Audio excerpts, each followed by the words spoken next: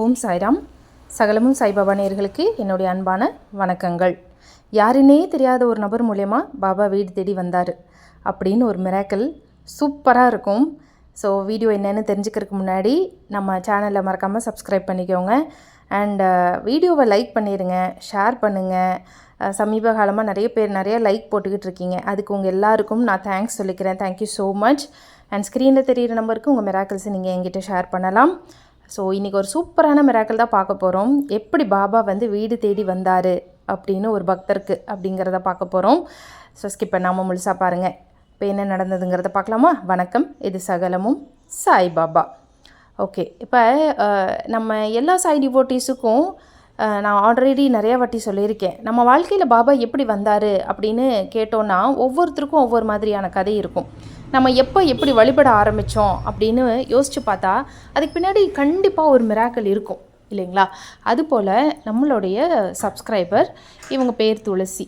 இவங்களுக்கு வந்து எப்போவுமே பார்த்திங்கன்னா இவங்க லைஃப்பில் பாபா எப்படி வந்தார், நான் எப்படி பாபாவை கும்பிட ஆரம்பித்தேன் அப்படின்னு எனக்கே தெரியலைங்கிறாங்க அவங்க. அது மட்டும் அவங்களுக்கு தெரியலையா, எப்படியோ அவர் வந்து உள்ளே வந்துட்டார், அவங்க மனசுக்குள்ளே வந்து குடி வந்துட்டார். சரிங்களா? இப்போ இவங்களுக்கு என்னென்னா பாபா ஷிர்டி இதெல்லாம் போகணும், ஷிர்டி உதி வேணும், எல்லா டிவோட்டீஸுக்கும் இருக்கிற ஒரு விருப்பம் தான் இல்லைங்களா? ஸோ ஒரு நாள் என்ன ஆகுது அப்படின்னா, எப்பயுமே இந்த சித்தர்களை வழிபடும்போது, மகான்களோ சித்தர்களோ, நான் சொல்லியிருக்கேன், நாம் விருப்பப்பட்டு கும்பிடணும் அப்படின்னா நமக்கு அந்த விருப்பம் வரணும்னாலே அதுக்கு அவங்களுடைய கருணை இருக்கணும், அவங்களுடைய கன்சர்ன் இருந்தால் மட்டும்தான் நமக்கு வந்து அது கிடைக்கும், அந்த பாக்கியம். அது போக நம்ம போன பிறவிலே ஏதாவது ஒரு புண்ணியம் பண்ணியிருக்கணும். அந்த புண்ணியம் மட்டுமே நம்மை வந்து இந்த ஆன்மாக்களிடம், அதாவது இந்த மாதிரி மகான்களிடம் நம்மளை கொண்டு போய் சேர்த்தும். அப்போ அவங்களே நம்மளை தேர்ந்தெடுத்து தான் இழுக்கிறாங்க. யார் யார் அவங்கள வழிபடணும் அப்படின்னு தேர்ந்தெடுத்து தான் நம்மளை இழுக்கிறாங்க. அந்த மாதிரி அவர் தேர்ந்தெடுக்கிற ஒரு சிட்டுக்குருவியில் இது ஒரு சிட்டுக்குருவின்னு வச்சுக்கோங்களேன். அதுவும் இந்த சிட்டுக்குருவி வந்து காஞ்சிபுரத்தில் இருக்குது. இந்த காஞ்சிபுரத்தில் இருக்கிற சிட்டுக்குருவி வீட்டுக்கு போகிறது அப்படின்னு முடிவு பண்ணிட்டாரு பாபா. எங்கேருந்துனா ஷிர்டியிலேருந்து போகிறதுன்னு முடிவு பண்ணிட்டாரு. அது எப்படி போனாருன்னு ஒரு இன்ட்ரெஸ்டிங்கான ஸ்டோரி, கிட்டத்தட்ட ஒரு சினிமா மாதிரி இருக்கும், கேளுங்க. இப்போ இந்த சகோதரி வந்து என்ன பண்ணுறாங்க அப்படின்னா, இன்ஸ்டாவில் இருக்காங்க. இன்ஸ்டாவில் சும்மா ஸ்க்ராலிங் பண்ணிக்கிட்டு இருக்கும்போது என்ன பண்ணியிருக்காங்க, சாய் பேஜ் அது ப்ரொஃபைல். அந்த ப்ரொஃபைலில் ஒரு அந்த அக்கௌண்ட் ஹோல்டர் வந்து ஷிர்டியில் இருக்காங்க. ஷிர்டியில் இருக்கிற மாதிரி ஒரு ஃபோட்டோவை போட்டிருக்காங்க. ஸோ எதாச்சியாக ஸ்க்ரால் பண்ணும்போது அந்த ரீல்ஸ் வந்து கண்ணில் படுது. அந்த ஃபோட்டோவை வந்து இவங்க பார்க்குறாங்க. இந்த சகோதரி பார்க்கும்போது இவங்களுக்கு ரொம்ப ஆசையாயிருது, ஷிர்டியில் இருக்காங்க அப்படின்னு. ஏனோ தெரியல, அவங்களுக்கு உள்ளுக்குள்ள மனசில் வந்து தோணுது, இவங்க இப்போ ஷிர்டியில் இருக்காங்க போல், ஒரே ஒரு உதி பேக்கெட் மட்டும் இவங்கக்கிட்ட நம்ம கேட்கலாமா அப்படின்னு தோணுது. ஸோ இவங்க என்ன பண்ணுறாங்கன்னா, கமெண்ட் பாக்ஸில், அந்த ரீல்ஸோடைய கமெண்ட் பாக்ஸில் போய் இந்த மாதிரி, சிஸ்டர் நீங்கள் இப்போ ஷிர்டியில் இருக்கீங்க, எனக்கு வந்து ஷிர்டி வரணும்னு ரொம்ப ஆசை, அண்ட் பாபாவுடைய உதி கூட எனக்கு வேணும்னு ரொம்ப ஆசை, உங்களால் முடிஞ்சால் எனக்கு ஒரே ஒரு உதி பேக்கெட்டும் ஒரு சின்ன ஃபோட்டோ ஏதாவது இருந்தால் எனக்கு அனுப்ப முடியுமா அப்படின்னு கேட்குறாங்க. இது வந்து கேட்டுட்டு இவங்களுக்கு கிடைக்குமா, ரிப்ளை வருமா, அதெல்லாம் தெரியலை. ஆனால் அன்எக்ஸ்பெக்டட்லி அவங்க கொஞ்ச நேரத்தில் ரிப்ளை பண்ணுறாங்க. இந்த மாதிரி உங்கள் அட்ரஸ் கொடுங்க, நான் அனுப்பி வைக்கிறேன் அப்படின்னு சொல்லிட்டு. அந்த ரிப்ளையை பார்த்தோன்னே உங்களுக்கு ரொம்ப ஷாக்கிங்காக இருக்குது. ஆஹா, என்ன போட்டோன்னே டக்குன்னு ரிப்ளை பண்ணி அனுப்பி வைக்கிறேங்கிறாங்க, இது உண்மைதானா இல்லை ஏதாவது சும்மா கேட்குறாங்களா அப்படின்னு சொல்லி யோசனை பண்ணிவிட்டு இவங்க என்ன பண்ணுறாங்கன்னா, இவங்களுடைய அட்ரஸை இவங்க கொடுக்குறாங்க. ஸோ இதுக்கு நடுவில் இவங்க பாபாக்கிட்ட என்ன கேட்குறாங்க அப்படின்னா, பாபா நான் என்ன ஏதுன்னு தெரில, ஒரு கமெண்ட்டு போட்டேன், நீங்கள் வந்து என் நிஜமாக என் வீடு தேடி உங்களுக்கு வரணும், என்னை தேடி ஏதாவது ஒரு பிரசாதம் உங்களுக்கு தரணும்னு ஆசை இருந்தால் நீங்கள் வந்து கண்டிப்பாக வரணும் என் வீட்டுக்கு. அவங்க மூலிமா எனக்கு ஏதாவது ஒரு சின்ன பிரசாதம் கிடைச்சா கூட எனக்கு போதும் பாபா, ஒரு சின்ன உதி பேக்கெட் கிடைச்சா போதும், எனக்கு ரொம்ப சந்தோஷமாக இருக்கும் பாபா, நீங்கள் வருவீங்களா அப்படின்னு சொல்லியெல்லாம் இவங்க மனசுக்குள்ளே கேட்குறாங்க. அண்ட் அதுக்கு நடுவில் இதை கேட்டு முடிஞ்ச உடனே அவங்க அட்ரஸ் வாங்குறாங்க. இவங்க ஆசைப்பட்டது ஒரு ஃபோட்டோ, ஏதோ ஒரு பாபாவுடைய ஃபோட்டோ சின்னதாக அனுப்பி வச்சா போதும் அப்படின்னு இவங்க எல்லாத்தையும் சொல்கிறாங்க. சொல்லி முடித்தோடனே ஒரு 2 நாளில் பார்த்திங்கன்னா அந்த குறிப்பிட்ட நபர்கிட்டேருந்து இந்த சகோதரிக்கு ஒரு ஃபோன் கால் வருது. அப்போ இவங்க எந்திரிக்க கூட இல்லைங்கிறாங்க. 2-3 மிஸ்டு காலாம். என்னென்னு பார்த்தா அவங்ககிட்டேருந்து ஃபோன் கால் வந்திருக்கு. அப்போ அவங்க வந்து ஃபோன் கால் பண்ணி என்ன சொல்கிறாங்க அப்படின்னா, இந்த மாதிரி நான் வந்து உங்களுக்கு உங்கள் வீட்டுக்கு பாபாவை அனுப்பி வைக்கிறேன், நீங்கள் வந்து அதை கலெக்ட் பண்ணிக்கோங்க அப்படின்னு சொல்கிறாங்க. பாபாவை அப்படின்னா அவங்க சொன்னது என்னென்னா, நான் ஒரு பாபா ஸ்டாச்சு வாங்கியிருக்கேன் உங்களுக்கு, அவர் உங்கள் வீட்டுக்கு வர்றாரு, நான் குரியரில் போட்டேன் அப்படின்னா கண்டிப்பாக அது டேமேஜ் ஆயிரும், ஸோ நான் வந்து ஒரு பர்சன்கிட்ட இதை கொடுத்து விடுறேன் அப்படின்னு சொல்கிறாங்க. இவங்கனால அதை நம்பவே முடியலை. ஏன்னா அவங்க சென்னை, இவங்க காஞ்சிபுரம். அண்டு என்னடா இது வந்து இவங்க ஃபோன் போட்டு ஸ்டாச்சு வாங்கியிருக்கேன்னு சொல்கிறாங்க, ஸ்டாச்சு நம்ம கேட்கவே இல்லையே, சரி ஓகே அப்படின்ட்டு எப்போ வருவாங்க ஏது என்னன்னு இவங்க எல்லா டீட்டெயில்ஸையும் கலெக்ட் பண்ணிக்கிறாங்க. கலெக்ட் பண்ணிவிட்டு சரிங்க நான் வாங்கிக்கிறேன், நான் கலெக்ட் பண்ணிக்கிறேன்னு சொல்லிவிட்டு அவசரமாக குளிச்சுட்டு கிளம்புறாங்க. இவங்க சொன்ன ஸ்பாட்டில் அடுத்த நாள் அந்த நாளில் வந்து ஒரு ஸ்பாட் இவங்க சொல்கிறாங்க. கோயில் காஞ்சிபுரத்தில் இருக்கிற கோயிலுடைய ஒரு ஸ்பாட்டை சொல்கிறாங்க. அந்த ஸ்பாட்டுக்கு வாங்கன்னு போகிற வழியில் இவங்க அப்பாவை கூட்டிகிட்டு போகிறாங்க. இவங்க வீட்டில் யாருக்குமே நம்பிக்கையே இல்லையா. ஏன்னா இவங்க பேசின அந்த நபரை இவங்க பார்த்ததே இல்லை. இவங்க இன்ஸ்டாவில் தான் ஜஸ்ட்டு ஒரு போகிற போக்கில் கமெண்ட் போட்டது, அவங்கள இவங்க பார்த்ததில்ல. இவங்கள யாருன்னு அவங்களுக்கு தெரியாது, எதுவுமே தெரியாது. அப்படிங்கிற பட்சத்தில் ஒருத்தங்க எப்படி உனக்கு இதை அனுப்ப முடியும் அப்படின்னு அவங்க வீட்டில் கேட்குறாங்க. அதே சந்தேகம்தான் இவங்களுக்கும். என்னடா ஏதாச்சியா நம்ம ஒரு கமெண்ட்டை போட்டோம், இப்போ வந்து பாபா ஸ்டாச்சு அனுப்புகிறேன்னு சொல்கிறாங்க, அது வேற கொஞ்சம் வெயிட்டாக இருக்குன்னு வேற சொல்கிறாங்க அப்படின்னு சொல்லிட்டு என்ன ஏதுன்னு புரியாமல் பாபாவை கும்பிட்டு அப்பாவை கூட்டிகிட்டு வேகமாக வண்டியில் ஏறி இவங்க ஒரு ஸ்பாட்டுக்கு வர சொன்னாங்க இல்லையா, அந்த ஸ்பாட்டுக்கு இவங்க போகிறாங்க. போய் நின்னா யாருமே வரலையாமாங்க. கொஞ்சம் நேரம் வெயிட் பண்ணுறாங்க. சரி டீ கடையில் போய் கொஞ்சம் நேரம் டீயாவது சாப்பிட்லாம் அப்படின்னு டைம் வேஸ்ட் பண்ணுறாங்க. கொஞ்சம் நேரம் டைம் ஸ்பெண்ட் பண்ணுறாங்க, அங்கே போகிறாங்க இங்கே நடக்கிறாங்க, யாரும் வரலைன்னொன்னே சகோதரிக்கு வந்து யாரோ நம்மளை ப்ராங்க் பண்ணிட்டாங்க அப்படின்னு ஆயிடுச்சு.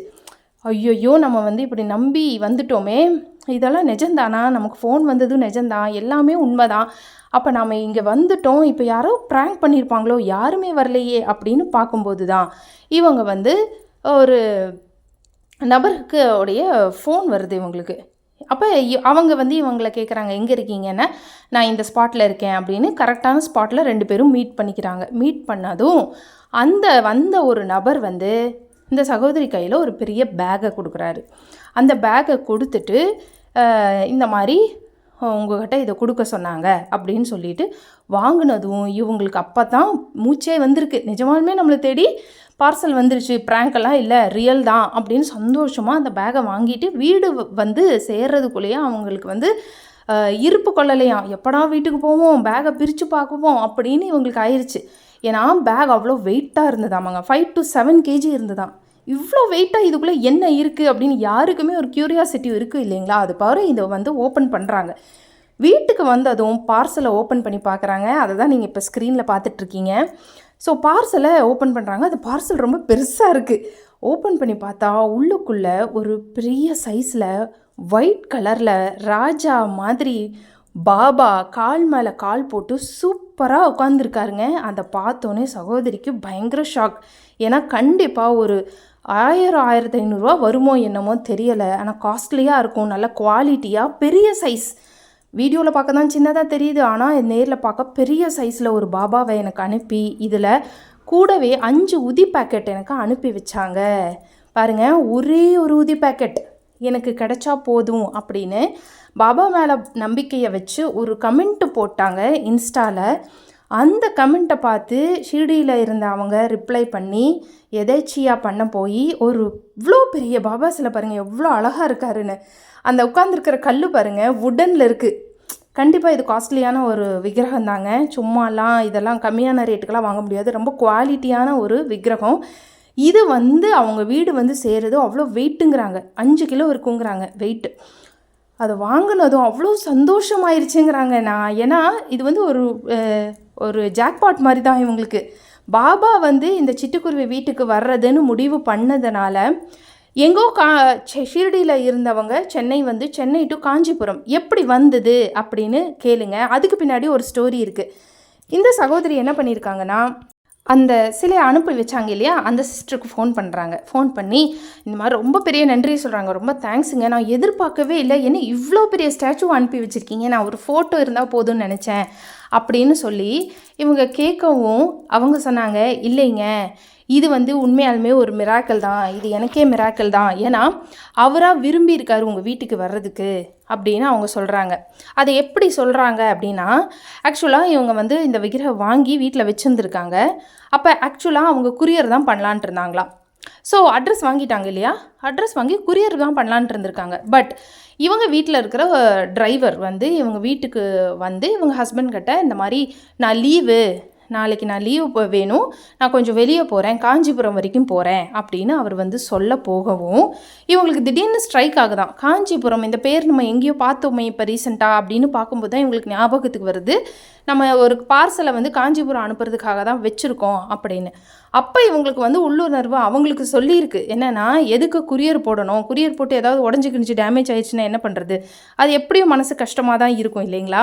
ஸோ இவங்க என்ன பண்ணுறாங்கன்னா, அந்த டிரைவர் கையிலேயே இவங்க வந்து அதை பார்சலை கொடுத்து விட்டுட்டேன் அப்படின்னு சொல்கிறாங்க.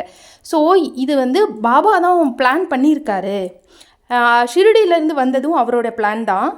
அண்டு காஞ்சிபுரத்துலேருந்து இந்த குறிப்பிட்ட டிரைவர் மூலமா சேஃப்டியாக வீடு போய் சேரணும் அப்படின்னும் அவர் தான் பிளான் போட்டிருக்காரு. இல்லைனா கரெக்டாக அந்த டிரைவர் வந்து நாளைக்கு நான் எனக்கு லீவ் வேணும், நான் காஞ்சிபுரம் வரைக்கும் போகிறேன் அப்படின்னு எதுக்காக சொல்லணும், அது இவங்க காதில் விழணும், அது ஞாபகம் வரணும். இதுதான் பாபாவுடைய பிளான். அவர் ஒரு திட்டம் போட்டாருன்னா, நான் நிறைய வாட்டி சொல்லியிருக்கேன், அவர் உங்களை பிடிச்சிட்டாரு, கெட்டியாக பிடிச்சிட்டாரு, உங்கள் வீட்டுக்கு வரணும்னு அவர் முடிவு பண்ணிட்டாருன்னா எப்பாடுபட்டாவது வந்தே தீருவார். யாராலையும் அதை தடுக்க முடியாது. அவர் உள்ளே வர்றதுக்கு, உங்கள் வீட்டுக்குள்ளே வர்றதுக்கு கதவோ ஜன்னலோ எதுவும் தேவையில்லை, சிறு துவாரங்கள் எதுவுமே தேவையில்லை. அவர் காற்றோடு காற்றாக கலந்திருக்கிறார். எந்த ரூபத்தில் வேணாலும் வந்து உங்களுடைய மூச்சு காத்தா அவர் மாறிடுவார். எங்கோ ஷிரடியில் இருக்கிறவர் இங்கே காஞ்சிபுரத்தில் இருக்கிறவங்களோட மூச்சு காத்தா மாறுறதுக்கு 2 செகண்ட் போதும். அப்படி தான் பாபா எல்லார்த்துடைய வாழ்க்கையிலையுமே காற்றோடு காற்றாக கலந்து அப்படியே ஒரு சின்ன துவார வழியாக எப்படியாவது வீட்டுக்குள்ளே பூந்து நம்ம மனசுக்குள்ளே பூந்து உள்ளத்தில் உட்காந்து நம்மளோட மூச்சு காத்தா கடைசியில் மாறிடுறாரு.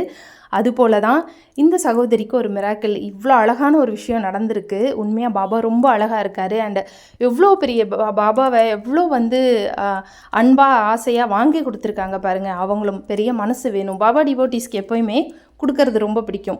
அடுத்தவங்களுக்கு கொடுக்கறதுனா ரொம்ப ரொம்ப இஷ்டமாக இருக்கும். அதில் அவங்க சந்தோஷப்படுவாங்க. அந்த மனசு பாபா கொடுப்பாரு பாபா டிவோட்டீஸ்க்கு எப்போயுமே. ஸோ ரொம்ப ரொம்ப நல்லா இருந்தது.